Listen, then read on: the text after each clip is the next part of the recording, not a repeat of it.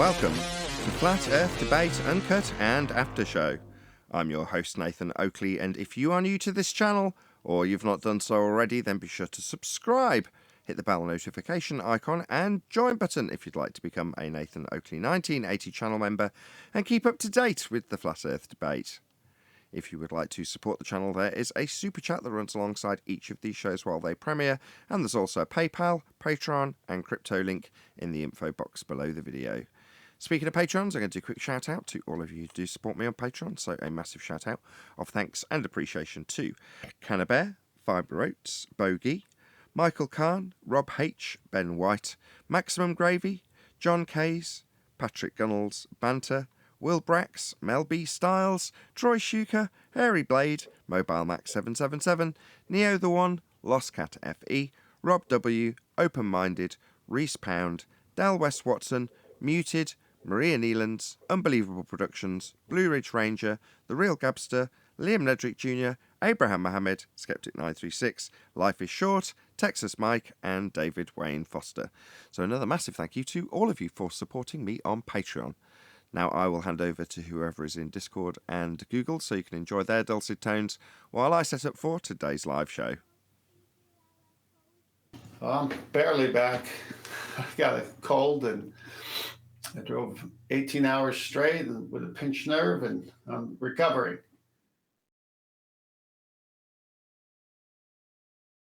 Sorry to hear that.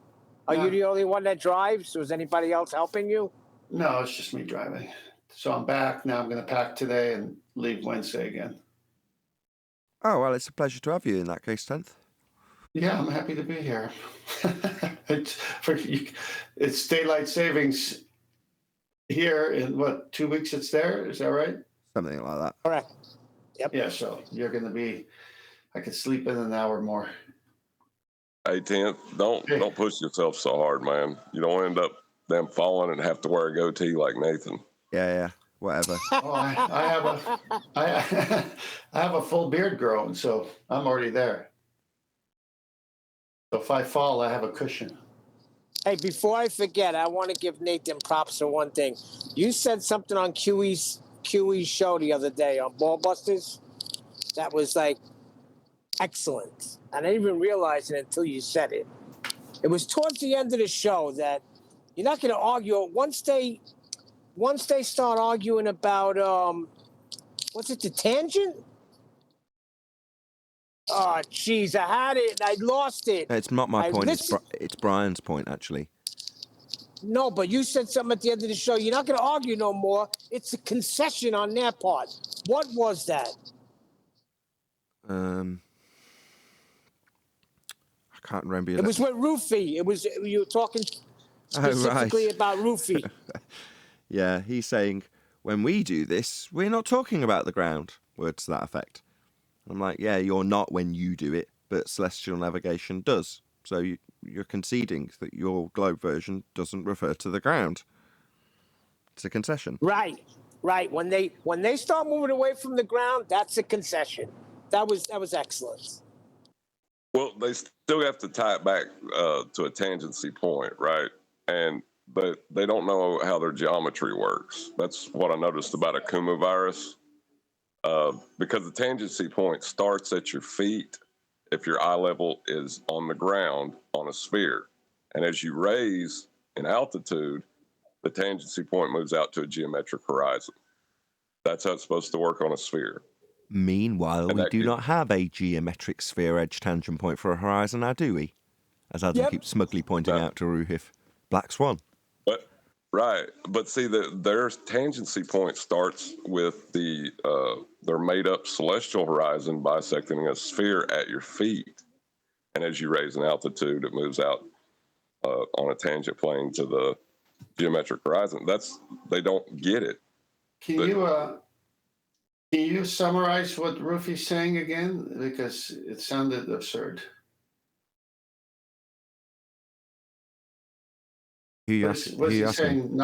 Is he saying not on the ground? In what context not on the ground, since we have a GP of a star? In the context that you can't do it on a sphere.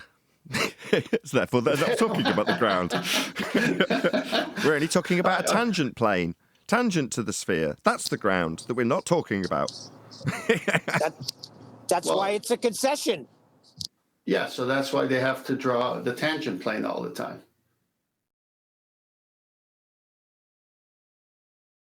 If it could work on a sphere, they wouldn't be drawing tangent planes. Correct. Well, they don't get how the Black Swan debunks the tangent plane, or the tangent of the tangent plane. Which is very frustrating. It's very frustrating.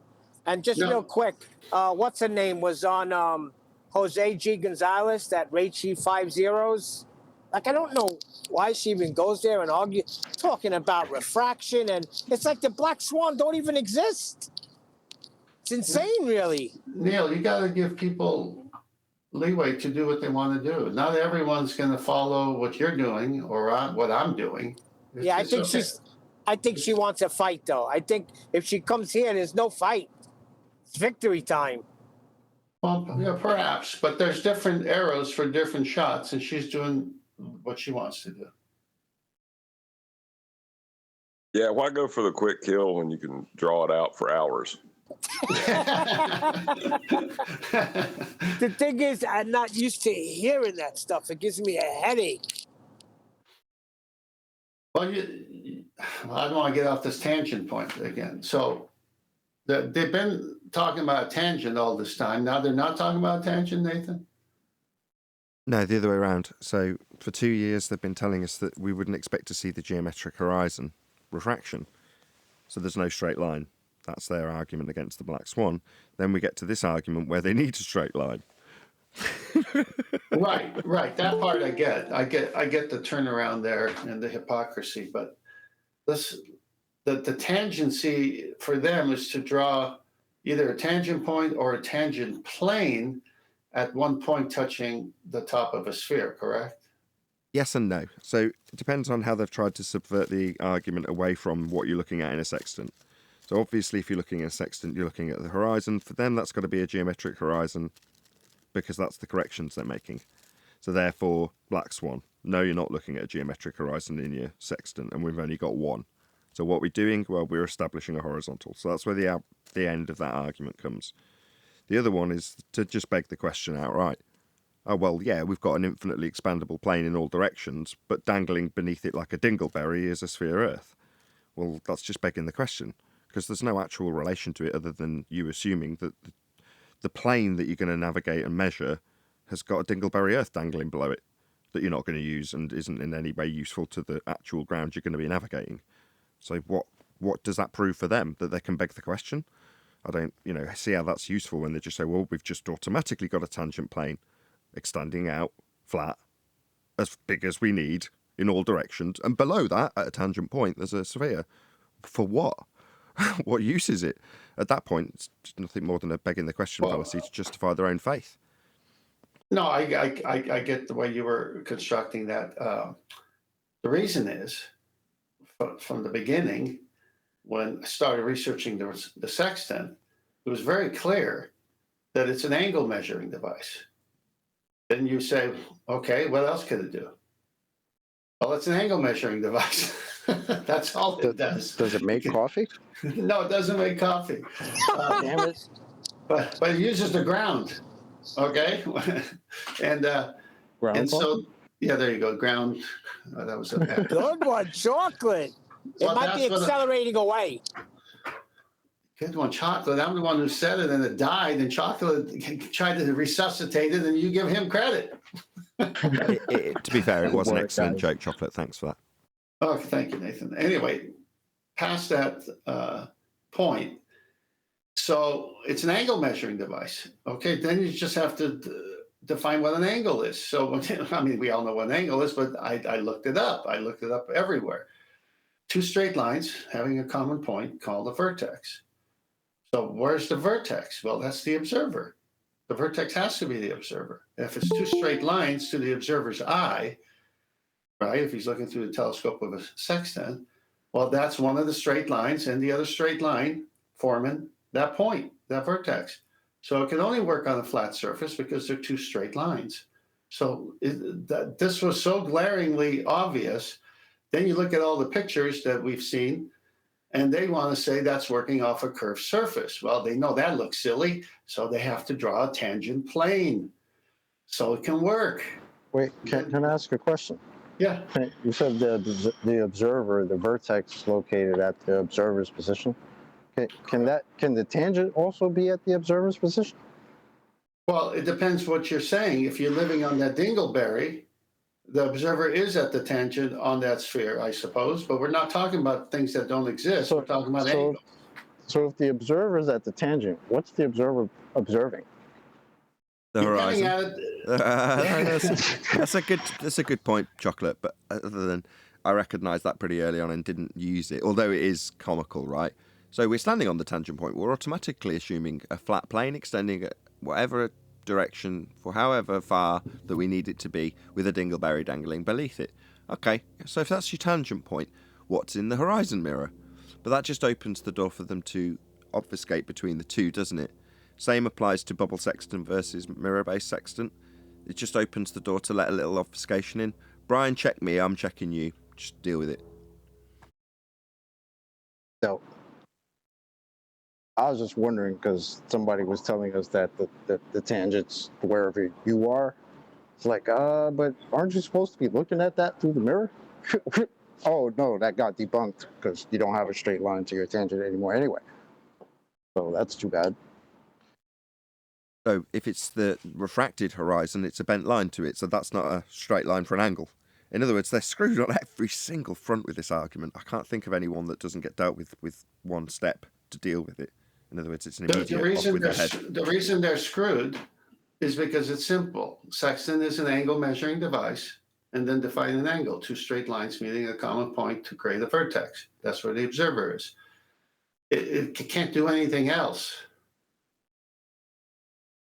Well, it's about convolution of concepts at this point. You know, like the more ideas they can bring into the argument, the better their chance of confusing anyone listening and even themselves. That's correct, John. You hit it right in the head. Confusion.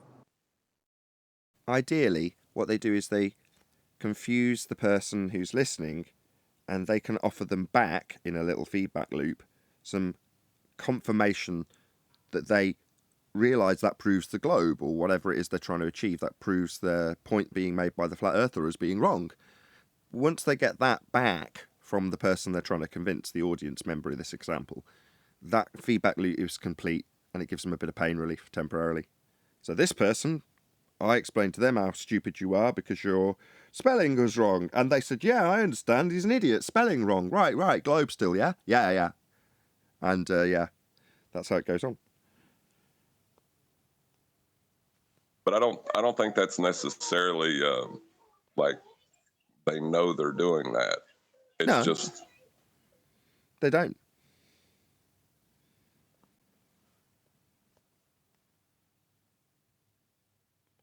I've got a subject for today, which is exposure of. Now I'm going to say flat Earth, but I'm actually just talking about my selfish self with examples of other people and their publicity, mainly because of a specific example, right? So I know you guys are pretty familiar with me keeping on top of my statistics at all times. And over the weekend and just before, I noticed that my subscribers were growing in a way that was a bit unusual. Top that with the fact that I had unusually high live viewers just before the weekend. I tend to scratch my head and go, I want to know why. So I start looking. And typically when there's a spike in subscribers, depending on the type of spike, I can almost guess why there's a spike and then know where to look to find out, who's promoted me.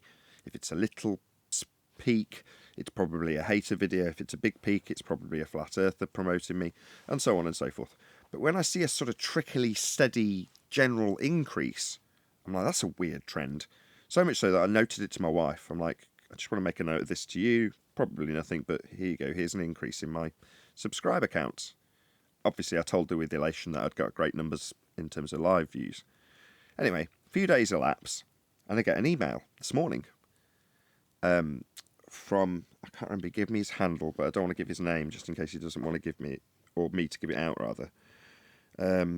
But this particular YouTuber got in touch and basically said, I've printed up 1,000 leaflets, and so far I've put out about 500, about half of them, to my local area, and just wanted to let you know, if there's any issue with this, please let me know, etc, etc, etc. Just very vague, and then a screenshot. Let's actually bring this up for the audience to see while I'm discussing it. So this is the leaflet. It's very humble, which I like. Reminds me of sort of back in the 80s when you get badly Xeroxed, flyers that people would chuck away immediately when they were handed them in the street. But with this, he's gone to the extra effort. This probably cost him about, I don't know, £10 in paper and ink, plus a best part of his day to do this. If you want to look along, I put it in Master B, I think. So he's put a leaflet through 500 people's stores. I don't know what he's going to do with the other 500. Maybe he's going to continue. I don't know. But that was I couldn't find any reason why I'd got more live viewers and increased in subs slightly more beyond the normal growth trend that I typically see. And then, like I say, I got this email. And as soon as I got it, I thought, well, obviously, like minds, people are in our little corner of the internet, and by that I mean sort of ballbusters, us now. I've been thinking about this, and I'm going to put up some different examples that were also posted over the weekend. So these are fabrications, if you will, that people have produced of like bars and pubs and billboards, but with the things like the Black Swan on them. I think one had the Quantum Eraser. Here we go. So these are like presumably Times Square and Piccadilly Circus and various other places similar to that, but with adverts for Quantum Eraser and the Black Swan. Now, I don't want to forget that there are people in our community, Dave Weiss is one of them, that have gone to great expense and effort to do that for real. You don't have to search very far to find current, prevalent flat earthers stood in front of actual billboards next to road signs, sides, I should say, watching cars go by, reading "Research Flat Earth" on a billboard as they go by. So this has been done for real. But that, a year or whatever, 2 years, maybe even longer ago, I'm just the tone, the thoughts of more than just this guy who's gone out of his way off his own back to go and put a load of leaflets about flat earth debate through people's door. Obviously there's people around us that are thinking the same thing. How can I get my name, I don't want to say metaphorically, because they've kind of put it into semi-reality as much as NASA would, at least, with this CGI rendering of how can I get my name in lights. Flat Earth 24/7 Discord, the Black Swan argument, Quantum Eraser. How can we get this out to the masses so that all of these Joe Normal, public, grey and washed, whatever you want to call them, are actually looking at us? So like I say, these are coming through, and then I get this email with this flyer, humble flyer, that's going through people's doors. But the take-up was noteworthy. Now, I know you've worked in sales as well, so I know roughly when it comes to marketing, although I didn't specifically work in marketing, how the stats tend to stack up. If you were to put 100 flyers through people's doors, I would expect a 1% return in interest, not in a sale. In other words, I wouldn't expect that one person out of 100 to come and buy something. I'd expect them to turn into the 1 in 10 people with an interest that might buy something, and one of those 10 might buy something. So in other words, statistically, 1 in 1,000 leaflet drops, if you're lucky, will get you a sale. So you've got to do a lot of them, right, to generate any sort of interest. But in this case, like I say, for me to make a note of it to my wife and say, look, there's a certain trend in terms of an uptake in subscribers that I haven't seen before, and I've looked, I've searched, and I can't find any what I'd call adverts, for me to explain them. So there we go. I found the answer, and I just wanted to let you guys know. And I posted it in a couple of the Skype chats for you to see, and a couple of you did comment on it. What are your thoughts if you had seen it in the Skype feeds? I seen it. It was a great idea. I'm going to do it too. You don't have to do It's anything, but I really appreciate it, as I say. Go ahead. Well, it's possible that that's the cause of the uptake. But then again, there's blood in the water too. So that usually brings a crowd of sharks. People are hungry for this, I'm telling you. Well, they've been primed to be hungry for it, and then it seemed like it was being successfully and effectively suppressed, and kept under control in a little corner. But the public have been primed over the last 5 to 7 years to be hungry for this type of information. It's been softened up, in other words, so that there's not mass panic if it's just dropped on the public all at once. It does seem like there's been a certain amount of softening, but who knows? Yeah, but before there wasn't, have you ever seen, it's Iron Man 2, and the guy's Whiplash, and he almost beats Iron Man in front of the world, and they've got him in the cell afterwards, and Iron Man wants to go talk to him because he's surprised this dude almost beat him. He's just shocked. Sort of like the globe is right now. Now they want to talk to, they're going to the room, and he's like, what are you doing? How did you do this? And he said, why did you do this? He's like, well, there's blood in the water now. They've seen God bleed. And now the sharks will come. I think that's an analogy for what's happening. But it could be the advertisement too. I think it's a bit of both.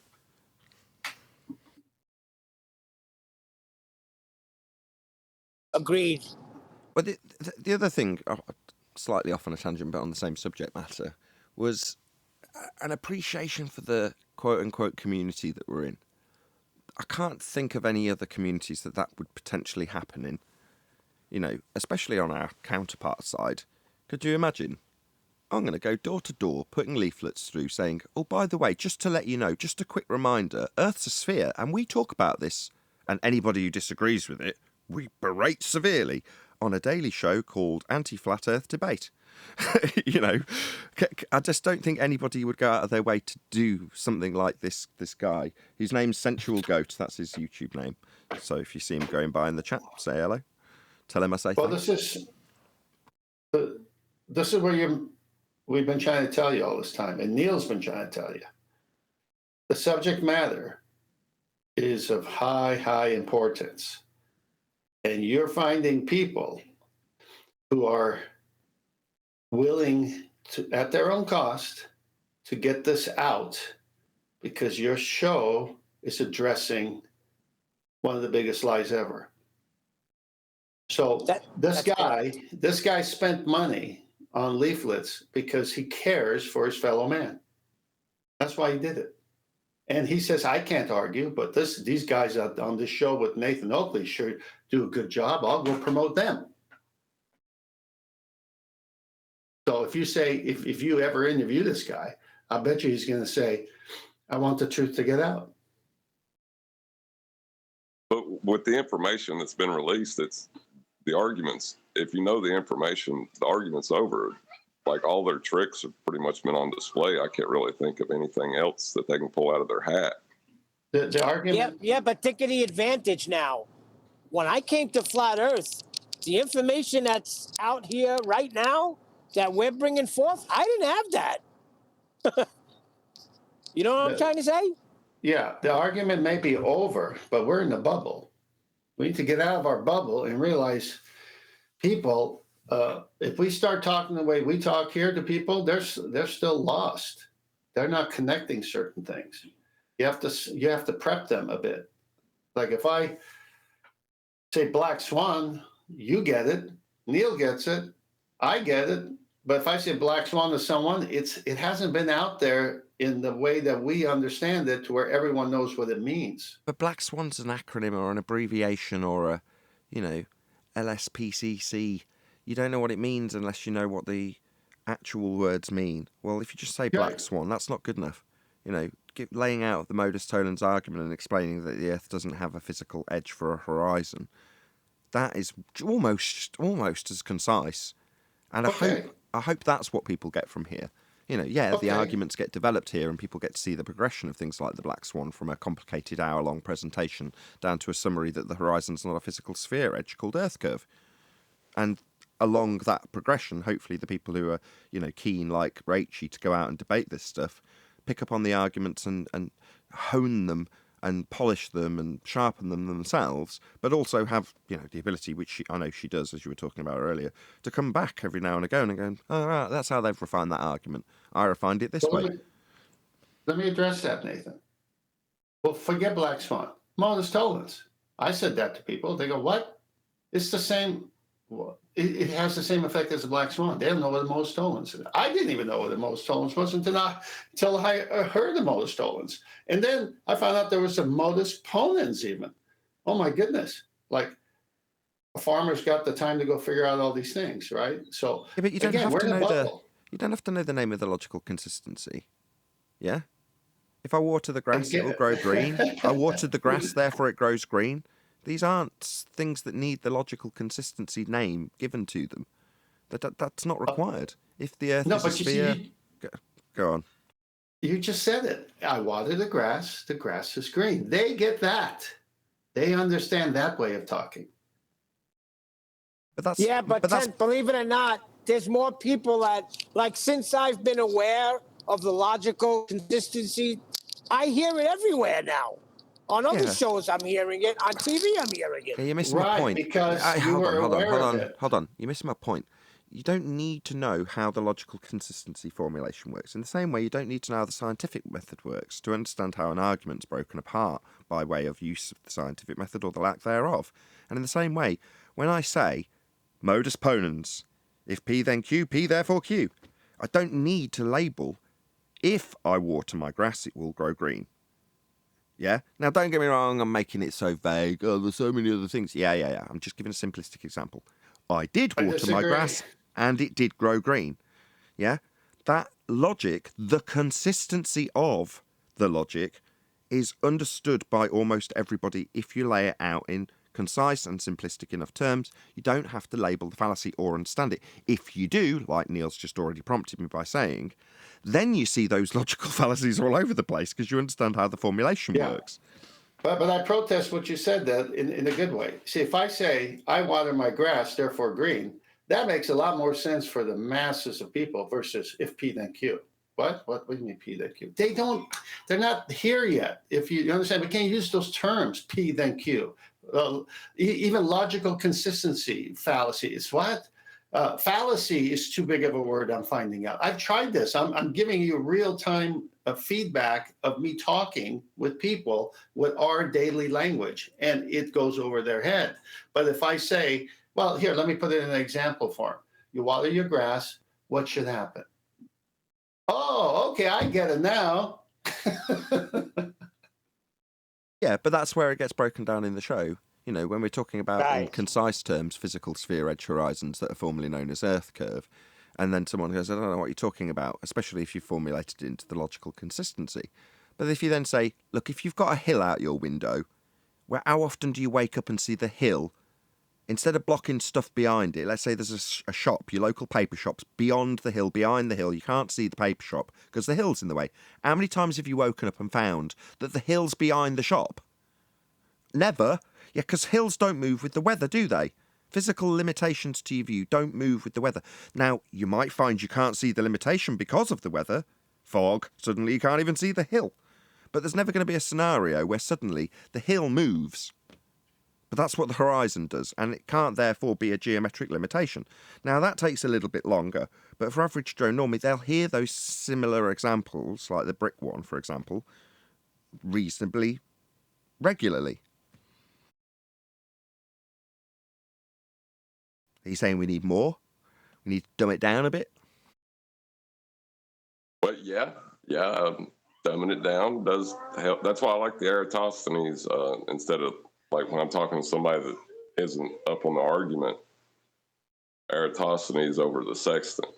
Now, the sextant can be utilized to prove a positive claim, but Eratosthenes can demonstrate the principle well enough to about anyone. Agreed. I disagree. They're going to look into it. People will look into it. If they don't understand what you're talking about, they will look into it, and then as they listen, they will understand. So you have a lot of faith. Well, can we lay out some of these arguments? Like, we're talking about them. Is there a concise way to detail what you mean, John, and then also go with the sextant argument in a concise way? Eratosthenes measured an angle between the ground, a stick, and a shadow to a sun whose zenith position was 500 miles away. The Earth must have been flat for 500 miles. Simple. Yeah, exactly. I like that one. And we've shown just before, one more. Same goes for Alberuni. You know, yes, the method tails into extrapolation into spheres, like with sticks and shadows, but he measures the height based on an angle, moves, and then does it again, so he can calculate with trig off a flat plane how high the mountain is. Now, if you're reasonably competent and over the age of about 10, you'll understand that. It's very basic. And John's on point here because you can take what he just did and say, hey, when it's noontime, get near a tree and see where the shadow is. And then wait till the afternoon and tell me where that shadow is since the sun is setting to the west. How far, like those long shadows you see at a park or something, or on the sidewalk. Oh, I get it. I should put a different title on the range of ages that should understand this, because I suspect that most people get beyond high school. They learn Sokotoa, they learn about Pythagoras, they learn all this stuff, and then they move on and don't actually need any. There's no application. Can I tell you where I first heard Sokotoa? You could let me finish my point first. Why? I'm a Sokotoa to you. Very good. So, yeah, they don't necessarily use it thereafter. So, like anything, if you don't use that particular piece of information daily or every so often, you just forget it. So, therefore, you can present some of this stuff, which is basic high school stuff, and some people won't remember it or know how it applies or have the mental, I don't want to say capacity, but fortitude. I forget. I don't know what the word is. Just training, mental training, because they're using it regularly in some maths capacity to have an understanding of why it should apply to the ground that they're standing on when you apply triangles. So yeah, maybe the range of age should be, I don't know, someone over 10 and less than 35. I don't know. What I was going to say, even though it ended up being a little joke there, and sorry for interrupting. You should be. Is I am. I'm the sackcloth and ashes today for 4 hours. I expect you to flog yourself later. I just might when I load the trailer. So the triangle, the square, the oval. Yeah, I saw that. Sokotoa, I don't ever recall understanding that. I mean, I don't recall it in high school. For whatever reason, it just didn't work with my brain. So the point is, the teacher probably did say it, but like many kids who are different in the way their brain works, I saw the pictures and got it, but I don't know the terms. No, and there's going to be plenty of people who got C or below in mathematics that just maybe didn't understand it when it was first explained to them. They didn't get the credit on that particular part of the exam because they never really learned it properly. Whatever. There's a whole load of reasons why some seemingly basic mathematics isn't comprehended by whatever your audience member, despite their potentially very high level of intelligence. I've got 5 slides we'll save for the show, I guess. To make things worse. Oh, yeah. To make things worse, though, hold on. To make things worse, the people arguing against this have an extremely high competency in math. The anti-flat earthers think math is reality. Yeah, that is definitely something we need to dice into without me embarrassing being labelled as a conspiratard at the end. But yeah, the psychology behind that is fascinating because, as you say, that is why, one of the reasons at least, that I peg deception on them. Because you're like, how can you not see this? You've had to work around it to offer this maths as a get around. So to not understand it, you must be lying. Try not to ejaculate too much, Neil. Sorry, No. I'm driving, so I'm thinking. It sounds like you stopped. No, that you don't have to be see, the mathematics and the conceptual ideas that are relayed in mathematics are two different things. Exactly. We got two floggers now, Neil and I. Was that Too to make me far. laugh, Neil, or I Neil's couldn't resist that one, ejaculations? John. I'm sorry. That's all right. Oh, God, But shall I like let Arwin in before I start my intro? Yeah, why not?